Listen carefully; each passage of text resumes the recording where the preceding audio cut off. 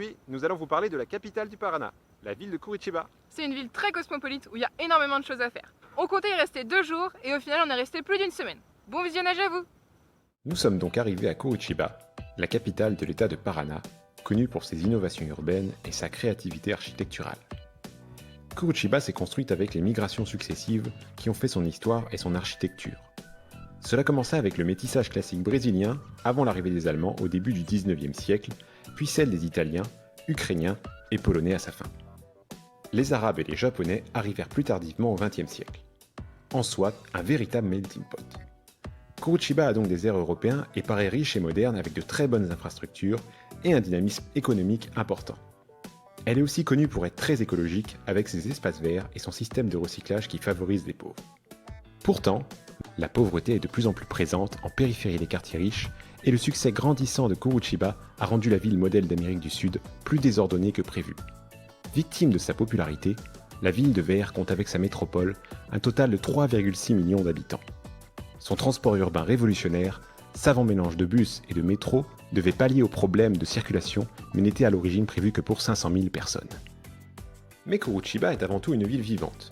Nous avons pu le constater par ses marchés artisanaux où se mêlent créativité, art amérindien avec une petite démonstration pour vous, et producteurs locaux qui viennent directement promener leurs abeilles.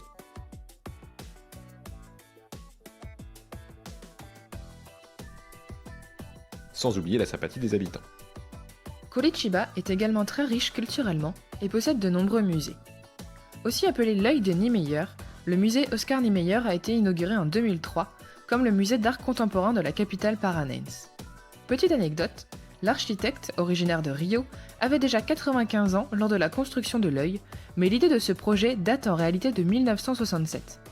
À l'intérieur, on y trouve des salles d'exposition sur plus de 35 000 m², en voilà un aperçu.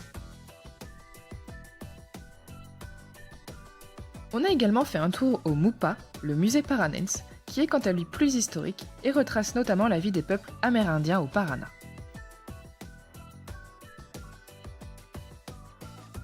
Dans un genre un peu différent, nous avons découvert l'Opéra de Haram, une magnifique structure de fer et de verre entourée d'eau.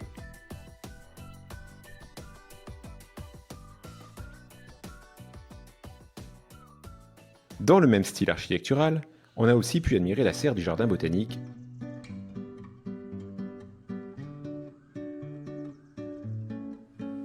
au milieu de ses parterres de fleurs à la française et de ses araucarias brésiliens, le symbole même de la ville de Curitiba et de l'état du Paraná. Concernant les jardins et les parcs, Curitiba n'est pas en reste, vu qu'elle en compte pas moins d'une trentaine, tous avec leurs particularités. Ici par exemple, nous sommes au cœur du parc Tingui, connu notamment pour son mémorial ukrainien, inauguré en 1995 pour célébrer le centenaire de l'arrivée des immigrants à Curitiba. Toutes les constructions sont en bois et reprennent l'architecture traditionnelle orthodoxe slave.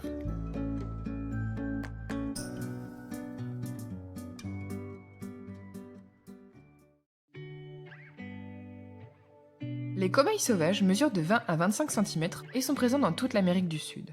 Ils vivent principalement dans la pampa, un ensemble d'herbes hautes avec des climats tempérés. Dans le nord-est du continent, il n'est pas rare de trouver du cobaye au menu des restaurants, et c'est même le plat traditionnel des mariages péruviens. La domestication du cobaye a d'ailleurs commencé il y a 7000 ans pour un usage alimentaire. L'agouti doré est un rongeur d'environ 55 cm qui se retrouve dans tout le nord du continent. Bon coureur grâce à ses pattes fines et très craintif, il n'est pas rare de le voir détaler dans les bois, la forêt étant son habitat de prédilection. Il est d'ailleurs le meilleur ami de cette dernière, puisque grand consommateur de fruits et de graines, c'est un acteur écologique majeur.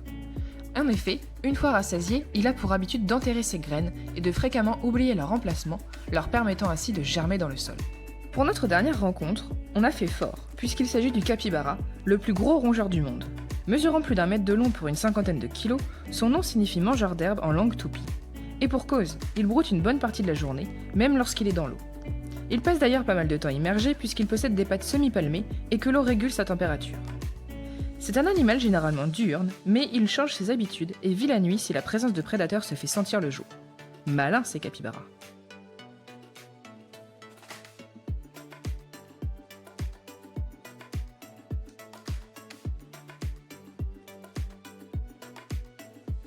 Merci d'avoir regardé jusqu'au bout. À très vite!